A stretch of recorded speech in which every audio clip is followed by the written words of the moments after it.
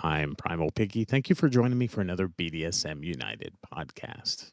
A safe call is something that does not get talked about enough. That's for sure. For that reason, we want to explain why it's so important and the different options that you have when planning your safe call. First off, what is a safe call? Well, a safe call is when you call someone to let them know that you're okay and, more importantly, safe. You meet someone new, either at a munch or online, and this is either the first time meeting them face to face or the first time alone or alone-ish. Have several safe calls and texts set up to make sure you make it home alive. Have at least one person that will know who you're meeting. Include a pic of them, their name, a phone number, a screenshot of their Facebook or their FetLife account. It's also important that they know the address and the phone number of where you're meeting. If there will be a second location or a change of plans, call them. Don't text your friend and let them know. You should do this with every date or meeting until you feel safe. You should also set up safe words with your friend. These aren't like the safe words in a scene. These are words so you can let your friend know that, like, you're scared or you're worried or you're in danger.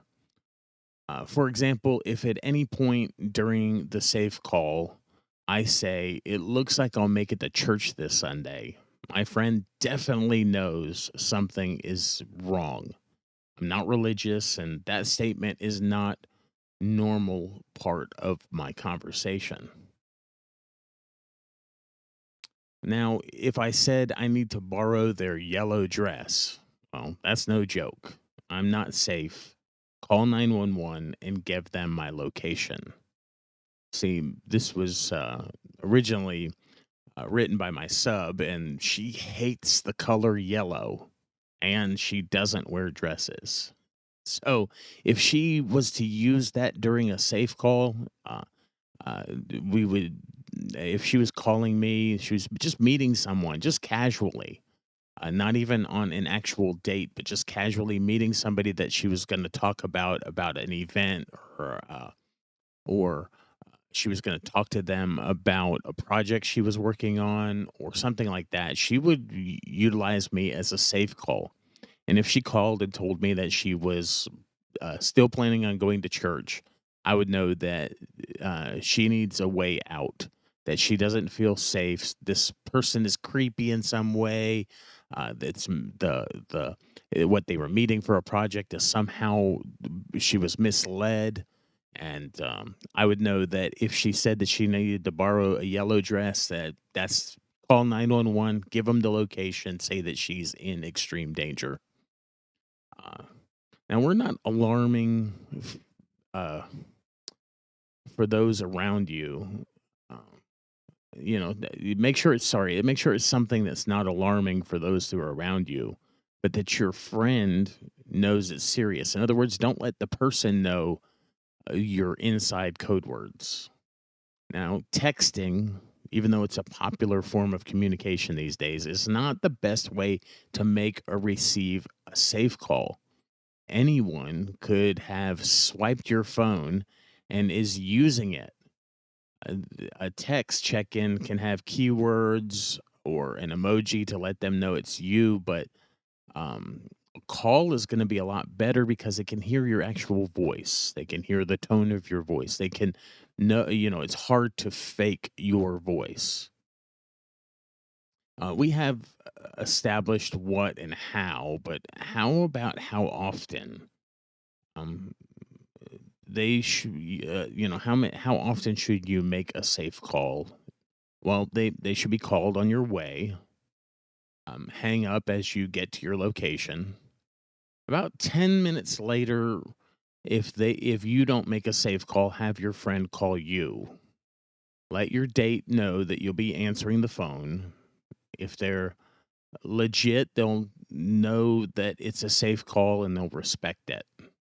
Now, if they don't know about safe calls, that's a pretty huge red flag. That doesn't mean uh, that just that's something you need to seek clarity on because the person isn't as experienced in the lifestyle as maybe they're telling you, or maybe they just don't know safety as well as you do. Depending on how safe you feel and the length of time that you've known your date or the person that you're meeting, you can add more or less check ins. I would include at least two more calls. One to let them know that you're finished with the date and you're safe in your car, headed home. And the last to say that you actually made it home. When meeting someone new, don't meet them alone. Don't meet them in a secluded area like their house or your house or the park. Don't meet them in the woods. This could mean your life.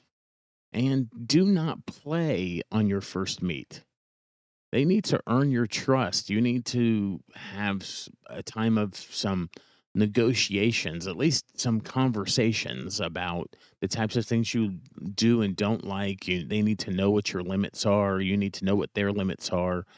It's just don't play on your first meet. You need to make sure that they're a decent human being at least first. Once you're tied and you're gagged, you're not getting free on your own. And if you're meeting at a local dungeon or during a munch, let the host or the dungeon monitor know that this is a first meet. If you know anyone also attending the munch, let them know that this is a first meet.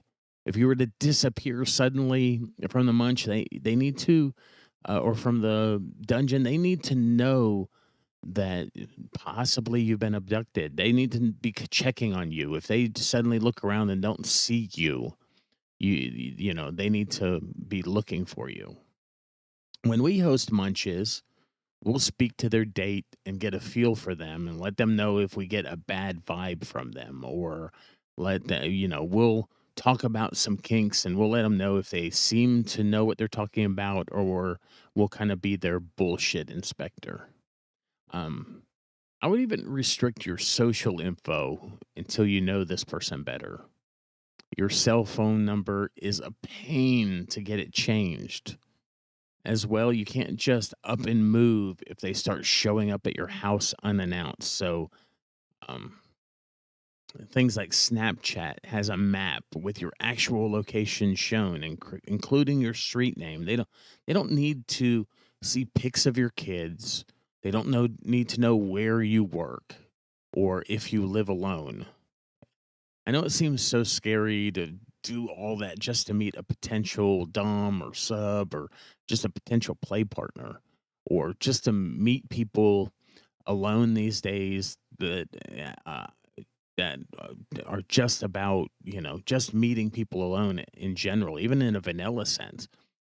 More than likely, you won't need the safe calls or have your friends call for help, but evil stuff does happen. Some people are fake, some people are abusive, some people are creepy, some people are scary. It's better to plan and be safe than to have no one to call and you don't know you're not going to live through this. There are some other suggestions to help keep you safe. Make sure your phone is charged. Bring your charging cable, a plug, maybe a backup battery or a battery pack. Have a lock on your phone, either the face, a fingerprint, or a code, and keep your phone with you at all times. Don't just set your phone down on the table. Keep it with you. Drive separately. So meet the person where you're going to meet them and have your own vehicle. I'm Primal Piggy. Thank you for joining me for this BDSM United podcast talking about safe calls and some of the safety involved in meeting someone for the very first time. You can't always bring somebody with you, and even if you do, you could both be victims. And so definitely need to have some unbiased somebody on another line in another place in another location that can be a safety partner, somebody that can get you help as quickly as they can, someone who can um, who knows where your location is and can get help there quickly. You can find all of our resources, more educational content like this and other podcasts and things at www.bdsmunited.com.